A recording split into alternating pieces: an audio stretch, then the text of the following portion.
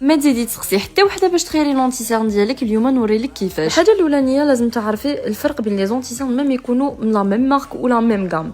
كيما هادو لي دو ماشي كيف راهم يبانوا لكم كيف بك لا كولور اللي مبدله لكم. هذاك اللي جاي على لا غوش اللي البوشون ديالو ارجونتي، هذاك رايح يبهي لكم لي سيرن ديالكم، تما رايح يدير لكم د لا لوميير تما اليوم حابين ان ميك اب جلوي ولي سيرن ديالهم يكونوا ماشي طافيين، تاخذوا هذاك.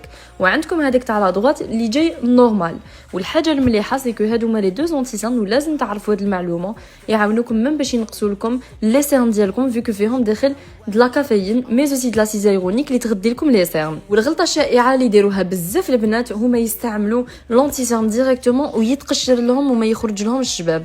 انا ننصحك تستعملي اي كريم كما هذه تاع بيوريتو اللي راح ترطب لك هذيك المنطقه، وما تستعمليش لا كريم هيدراتون تما، ما تستعملي اي كريم. السؤال اللي بزاف يتعاود في الحانوت علاش كي نستعملوا اونتيسيرن يخرج لنا غري وما يخرج لناش كيما هذاك اللي فيه شباب. ايبا لازم تستعملوا ان كوريكتور، وتقدروا ميم تشرو كيما هادوما تاع روبيرو. يا البنات الغلطه اللي يديروها بزاف هي عندها لاتنت ديالها فرونسي تروح ديريكتومون لهذاك الكلير، الوغ كو نورمالمون تطلعي بدرجه واحده اذا حبيتي زعما باش لونتيسيرن ديالك يبهي لك لي سيرن ديالك باش ما يزيدوش يبانوا هكاك مغمومين.